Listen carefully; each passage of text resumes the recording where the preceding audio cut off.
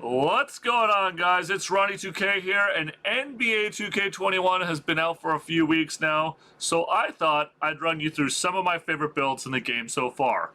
When I jump into the neighborhood, people just see that logo, that 2K logo, and all the tryhards come out to try and beat me. So I think I got a good grasp on the best build so far. Coming in at number 3, we have the shooting power forward. I would consider this my sneaky build. I really don't see it around as much as I thought it would be used. I mean, I thought it was going to be one of those builds that everybody uses. It was used a lot in 2K20, and I feel like it still is powerful. Here's how I usually build it. Mostly green pie chart. You could also do a little variation of this and do half green, half yellow. Get some playmaking in there. But I feel like a pure green build, pure shooting build is obvious. I mean, look. You're not looking for this build to be a defender. It's definitely one of those things that you're not going to get a lot of. But if you want buckets, if you want to be a walking bucket, this is the build. Pros of this build, pretty obvious. You can still get some really great dribble moves. It's the best shooting build if you want to be a big. Look at that rating. It's high. And if you're not into being a point guard or shooting guard, but you still want to shoot, you want to get a few rebounds based on your size, this is the build for you. Now, here's my badge recommendation.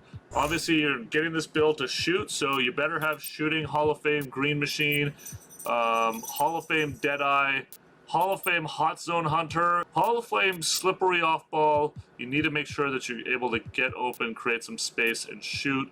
Hall of Fame Rage Extender, again, you should be able to try to shoot from anywhere. Type of player that should use this build. It's really for a nice little balance, but definitely skewing towards beginners that want to shoot and kind of do everything. You know, I feel like beginners would try to kind of adapt to this a little bit easier. This is a build for you. Moving on to number 2 on the big list. This should come at no surprise.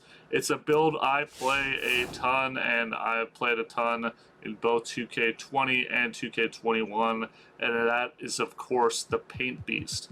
You've been following my content. This looks familiar. This is the build I primarily run with in the neighborhood, but it's probably not for the reason that you think I run with. I like being able to play alongside the more popular shooting builds, and be able to get games and bring some resource to my teammate. I am a teammate over everything, so this is the build you'll see me run with the neighborhood, so I can make sure that I'm helping out my teammates. If I want to go dominate, I'm playing on my secret build with probably the build that's number 1. But we're going to get into the build that's number 1 in a little bit. Let's talk about the build that I build. So here's how I usually build it. You got to go defensive. You got to protect the paint. And so that means jack up the rebounding, both offensive and defensive. Look, you can sneak in some offensive rebounds. That's really important. You would be surprised how poor rebounding is, and you can just clean up and do some work down there. You can assign this to both a power forward and a center. I just go straight center, but I go a shorter center, and that way I can also do a couple other things.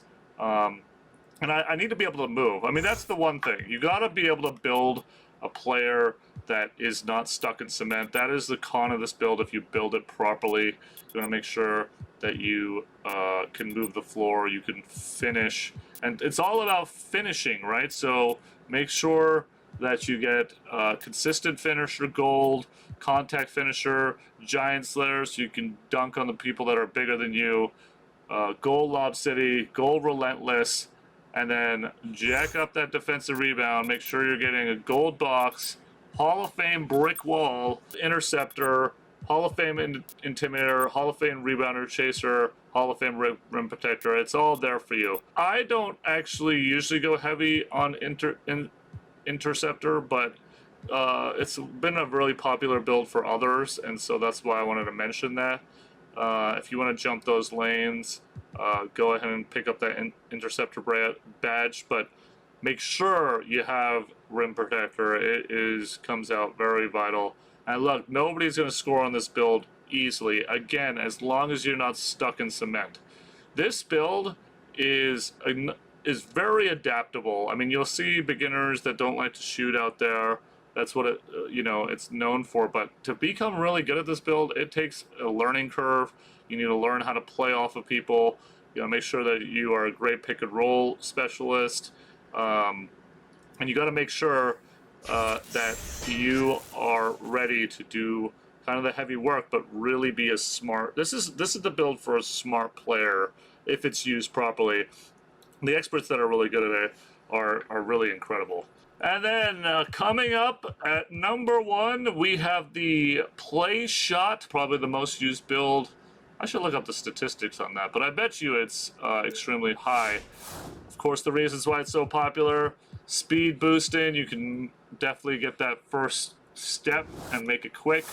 Dribbling, all the moves, you can walk out of dribble and unlock all those animations. And then, of course, shooting. You're not giving up a ton in shooting, but you gotta be an excellent shooter. If you can be an excellent shooter, you can play off and do pretty much everything else in this build, except rebound. But you're not getting this build to rebound. You're not getting this build to. You're getting this build to put it in the basket. Here's how I usually build it. I like a lot of the potentials here. It's all about filling up as much yellow and green as possible. So you get all those builds, you get all those badges, and the important badges, of course, are Hall of Fame Rage Extender, Hall of Fame Hot Zone Hunter, Hall of Fame Green Machine, Gold Hot Start, Gold Volume Shooter, Gold Tireless Shooter, Gold Deadeye, and Bronze Clutch Shooter. It's important to get that bronze clutch shooter so you can hit those shots when it matters the most, because the big builds are going to lean it on you at the end to make sure that you're taking it. It's interesting. This is a build that really works for beginners because you can definitely move quickly with the ball and without it, using speed boosts, and you could shoot with it. You could kind of do a lot of things with it. But again, one of those things that if you can take shooting to the next level, and master what is not a upper 90s shooting build, if you can find a jump shot that you like, this is the build for you if you like to put it in the basket. Cons of this build: obviously you're small, so don't expect to rebound. The defense, I'd like to see builds a little bit more with interceptor and making sure that you can play some defense. And if you put all your investment into offense in this build, you're going to have to rely on playing with some perimeter lockdowns and some other builds to complement your skills. So you better be able to score, because if you can't score, this build is not for you. Thank you guys for watching. Hopefully this video was helpful. Drop a comment below. Tell me what your favorites are to use, and what you kind of like most about these top 3. And did I hit it? Let me know. Make sure to hit the like button and subscribe so I keep doing these videos. And I will see you next time.